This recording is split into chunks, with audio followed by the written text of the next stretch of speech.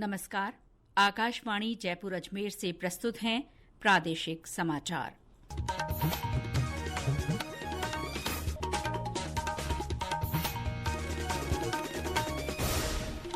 मुख्य समाचार।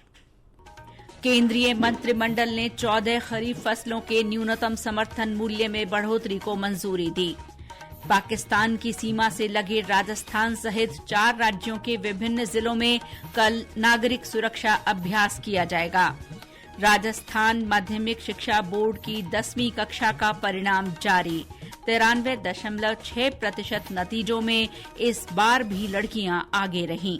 और देश में इस साल मानसून सीजन में सामान्य से अधिक बारिश के आसार, अगले महीने लू के दिनों की संख्या कम रहने की उम्मीद। समाचारों के साथ मैं शीला चावला और अब समाचार विस्तार से। केंद्रीय मंत्रिमंडल ने 14 खरीफ फसलों के न्यूनतम समर्थन मूल्य एमएसपी में बढ़ोतरी को मंजूरी दे दी है। आज प्रधानमंत्री नरेंद्र मोदी की अध्यक्षता में हुई केंद्रीय मंत्रिमंडल की बैठक में ये निर्णय लिया गया। सूचना और प्रसारण मंत्री अश्विनी वैष्णव ने बैठक के फैसलों की जानकारी मीडिया को देते हुए बताया कि 2025-26 के लिए इन फसलों की एमएसपी बढ़ने से किसानों को उनकी उपज का लाभकारी मूल्य मिल सकेगा। उन्होंने बताया कि कैबिनेट ने संशोधित ब्याज सब्सिडी को भी जारी रखने की स्वीकृति दी है, जिससे किसान सस्ती दरों पर कार्यशील पूंजी प्राप्त कर सकें। सीएसीपी की रिपोर्ट पर 2025-26 के खरीफ मार्केटिंग सीजन के लिए आज कैबिनेट में एमएसपी अप्रूव हुआ है। टोटल अमाउंट इसका 2,07,000 करोड़ के आसपास का एस्टिमेट किया गया है और प्रधानमंत्री श्री नरेंद्र मोदी जी ने प्रतिबद्धता दिखाई है किसानों को उनकी कॉस्ट के ऊपर 50% मिनिमम मार्जिन मिले, उसका ध्यान रखा गया है। तो जितने भी क्रॉप्स हैं, हर एक क्रॉप के लिए कॉस्ट प्लस 50% इस चीज का ध्यान रखा गया है। मंत्रिमंडल ने रेलवे की लगभग 3,399 करोड़ रुपए की लागत वाली 2 मल्टी ट्रैकिंग परियोजनाओं को भी मंजूरी दे दी। इसके साथ ही सड़क परियोजनाओं को भी मंजूरी दी गई है। पाकिस्तान की सीमा से लगे जिलों में कल नागरिक सुरक्षा अभ्यास आयोजित किया जाएगा। ये अभ्यास राजस्थान, गुजरात, पंजाब और जम्मू कश्मीर में होगा। इस दौरान अधिकारी प्रतिभागियों को आपातकालीन परिस्थिति से निपटने के लिए आवश्यक कौशल का प्रशिक्षण देंगे। विभिन्न धार्मिक संगठन, सरकारी विभाग, एनसीसी कैडेट्स और एनएसएस स्वयंसेवक इस अभ्यास में भाग लेंगे। सुप्रीम कोर्ट के कोलेजियम ने राजस्थान, त्रिपुरा, झारखंड और मद्रास हाईकोर्ट के मुख्य न्यायाधीशों के तबादले की सिफारिश की है। देश के मुख्य न्यायाधीश बीआर गवई इस कोलेजियम के अध्यक्ष हैं। मुख्यमंत्री भजनलाल शर्मा ने आज सभी जिला कलेक्टरों के साथ बैठक की।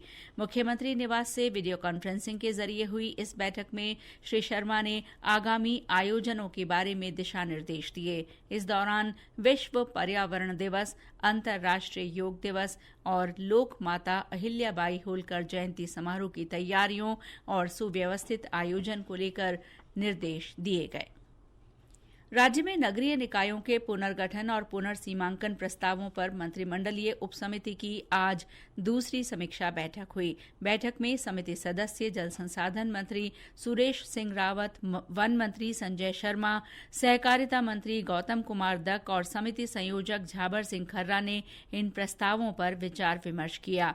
इस पहल का उद्देश्य राज्य के नगरीय निकायों को वर्तमान और भविष्य की जरूरतों के हिसाब से ढालना है, जिससे आम लोगों की प्रशासन तक पहुंच आसान हो, साथ ही स्थानीय विकास को गति मिले। ये प्रक्रिया नगरीय प्रशासन को अधिक संगठित बनाएगी और शासन में पारदर्शिता तथा जिम्मेदारी की भावना को मजबूत करेगी। सामाजिक न्याय और अधिकारिता मंत्री अविनाश गहलोत ने वरिष्ठ नागरिकों को देश की नींव बताया है, जिस पर वर्तमान खड़ा है और भविष्य निर्मित होगा। श्री गहलोत आज जयपुर में वरिष्ठ नागरिकों के सशक्तिकरण के लिए आयोजित राज्य स्तरीय कार्यशाला में बोल रहे थे। उन्होंने कहा कि सामाजिक न्याय और अधिकारिता विभाग की ओर से बुजुर्गों के कल्याण के लिए कई योजनाएं चलाई जा रही हैं। श्री गहलोत ने बताया कि श्रवण कुमार कल्याण सेवा आश्रम, मुख्यमंत्री पुनर्वास गृह, स्वयं सिद्धा आश्रम तथा अटल वयो अभ्युदय योजना के माध्यम से हजारों वरिष्ठ जन को लाभान्वित किया जा रहा है। कार्यशाला में विभिन्न सत्रों के माध्यम से बुजुर्गों को योग, ध्यान, मानसिक स्वास्थ्य की देखभाल, सामाजिक सुरक्षा लाभों, डिजिटल साक्षरता और साइबर सुरक्षा के बारे में जानकारी दी गई। जिला स्तर पर भी कार्यशालाओं के माध्यम से प्रदेश भर के वरिष्ठ नागरिकों को लाभान्वित किया गया। ये समाचार आकाशवाणी जयपुर अजमेर से प्रसारित किए जा रहे हैं।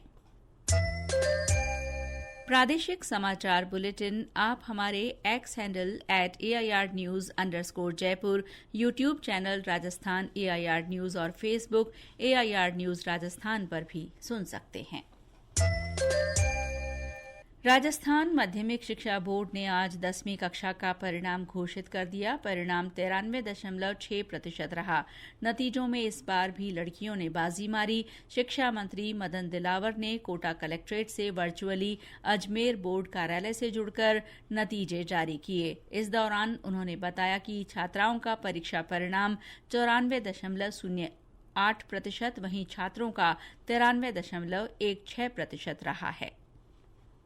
माध्यमिक और माध्यमिक व्यावसायिक परीक्षा में प्रवेशिका परीक्षा परिणाम 2025 का, जिसमें 7,099 छात्राएं परीक्षा में शामिल हुई थी और उसमें से 83.67% इनका परिणाम रहा है, जिसमें से छात्रों का जो परिणाम है वह 82.01 तथा छात्रों का पास होने का जो प्रतिशत है वो 85.03 रहा है। परिणाम जारी करने के बाद शिक्षा मंत्री ने पत्रकारों से बातचीत में विभाग में होने वाली भर्ती प्रक्रिया, पदोन्नति और शिक्षकों के लिए बनाए गए नए नियमों की भी जानकारी दी। भारत से भूटान की यात्रा अब ट्रेन के जरिए की जा सकेगी। इस मिस्टिक माउंटेन टूर की अनोखी यात्रा 28 जून से शुरू हो रही है। नई दिल्ली में शुरू होने वाली ये यात्रा पूर्वोत्तर भारत होते हुए भूटान तक ले जाएगी। और ब्यौरा समाचार कक्ष से। भारत गौरव डीलक्स एसी टूरिस्ट ट्रेन से भूटान की ये यात्रा अनूठी होगी। उत्तर पश्चिम रेलवे के मुख्य जनसंपर्क अधिकारी कैप्टन शशि किरण ने बताया कि यात्रा का पहला पड़ाव गुवाहाटी होगा। कामाख्या मंदिर दर्शन के बाद यात्रा शिलोंग की ओर बढ़ेगी, जहां के प्राकृतिक सौंदर्य और विविधता का आनंद लेने के बाद यात्री चेरापूंजी पहुंचेंगे। इसके बाद यात्रा अपने अंतर्राष्ट्रीय चरण में प्रवेश करेगी। पश्चिम बंगाल के हासीमारा रेलवे स्टेशन के बाद यात्रा सड़क मार्ग से भूटान में प्रवेश करेगी। थिम्पू में महत्वपूर्ण पर्यटन स्थलों का भ्रमण करवाया जाएगा। इसकी बुकिंग IRCTC की वेबसाइट पर की जा सकती है। डॉक्टर सालेहा गाजी की रिपोर्ट के साथ सुदर्शन नाहर। देश में इस बार मानसून सीजन में सामान्य से अधिक बारिश होने की संभावना है। मौसम विभाग ने बताया कि इस साल मानसून जल्दी आ गया है। इससे अगले महीने में लू के दिनों की संख्या कम रहने की उम्मीद है। विभाग के निदेशक मृत्युंजय महापात्रा ने बताया कि जून से सितंबर के बीच होने वाली बरसात मौसमी औसत से अधिक रहने के आसार हैं। उन्होंने कहा कि ये 106% तक रह सकती है। देश के लिए खुशखबरी है। वर्षा सामान्य से ज्यादा होने का संभावना है और क्वांटिटेटिवली 106% वर्षा होने का संभावना है। 5 जून से 30 सितंबर का क्यूमुलेटिव रेनफॉल तो देखें। सिमिलर जून महीने की बात करें, जून महीने में भी एबोव नॉर्मल रेनफॉल होने का संभावना है और हीट वेव कंडीशंस भी बिलो नॉर्मल होने का संभावना है। प्रदेश में हवा में नमी होने से उमस भरी गर्मी का असर है। वहीं लू की स्थिति में भी मामूली कमी आई है। मौसम केंद्र जयपुर के अनुसार कल से तापमान में गिरावट होने से हीट वेव से राहत मिलने की संभावना है। इस बीच भरतपुर, कोटा और बीकानेर संभाग में आंधी और बारिश को लेकर अलर्ट भी जारी किया गया है। भीलवाड़ा और चित्तौड़गढ़ में दिन भर तेज गर्मी और उमस रही। इसके बाद दोपहर में मौसम बदला और धूल भरी आंधी चली तथा हल्की बारिश हुई। वहीं बीते 24 घंटों में बाड़मेर, जैसलमेर, फलौदी, जोधपुर, चूरू समेत कई स्थानों पर लू के हालात रहे। सलूम्बर में आज से 3 दिन के निःशुल्क स्वास्थ्य शिविर की शुरुआत हुई। आयुष विभाग की ओर से इसका आयोजन किया जा रहा है। शिविर प्रभारी डॉक्टर अश्विनी जोशी ने बताया कि इसमें विभिन्न बीमारियों की जांच की जा रही है। इसके साथ ही लोगों को तेज गर्मी और लू से बचाव के उपाय भी बताए जा रहे हैं। शिविर में आज कई मरीजों की जांच की गई और बच्चों को स्वर्ण प्राशन दिया गया। 21 जून को मनाए जाने वाले अंतर्राष्ट्रीय योग दिवस का काउंटडाउन शुरू हो गया है। प्रदेश भर में विभिन्न स्थानों पर सामूहिक योगाभ्यास और जागरूकता कार्यक्रम रखे जा रहे हैं। इसी कड़ी में पत्र सूचना कार्यालय और केंद्रीय संचार ब्यूरो जयपुर की ओर से कल योग संवाद सेमिनार का आयोजन किया जा रहा है। राजस्थान इंटरनेशनल सेंटर में होने वाले सेमिनार में योग गुरु ढाकाराम, योगाचार्य डॉक्टर पुनीत चतुर्वेदी और तनुश्री सिंह अपने विचार व्यक्त करेंगे। कार्यक्रम की अध्यक्षता पीआईबी की अपर महानिदेशक ऋतु शुक्ला करेंगी। देश भर में कल से विकसित कृषि संकल्प अभियान की शुरुआत हो रही है। 12 जून तक चलने वाले इस अभियान के तहत किसानों को खेती की आधुनिक तकनीक के बारे में जागरूक किया जाएगा। साथ ही उन्हें सरकारी योजनाओं की भी जानकारी दी जाएगी।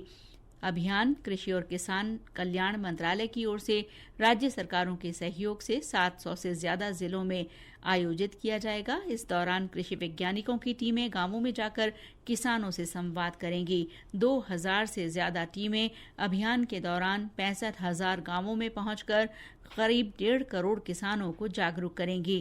केंद्रीय कृषि मंत्री शिवराज सिंह चौहान 15 दिनों के इस अभियान में 20 राज्यों में प्रवास कर किसानों से रूबरू होंगे। प्रदेश में भी अभियान को सफल बनाने के लिए व्यापक तैयारियां की जा रही हैं।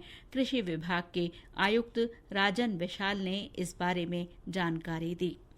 केंद्र एवं राज्य सरकार द्वारा खरीफ पूर्व अभियान के तहत विकसित कृषि संकल्प अभियान का आयोजन 29 मई से 12 जून 2025 तक किया जा रहा है। इस अभियान में माननीय प्रधानमंत्री के लैब टू लैंड विजन यानी प्रयोगशाला से खेत तक की सोच को साकार करना।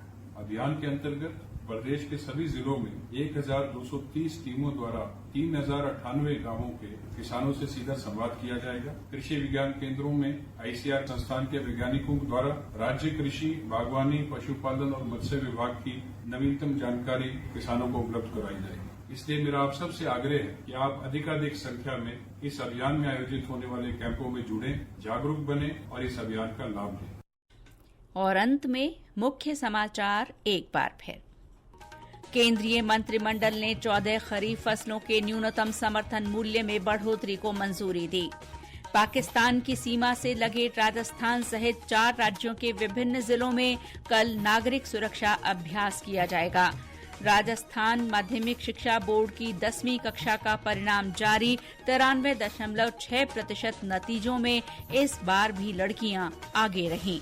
और देश में इस साल मानसून सीजन में सामान्य से अधिक बारिश के आसार। अगले महीने लू के दिनों की संख्या कम रहने की उम्मीद। इसके साथ ही प्रादेशिक समाचार बुलेटिन समाप्त हुआ। नमस्कार।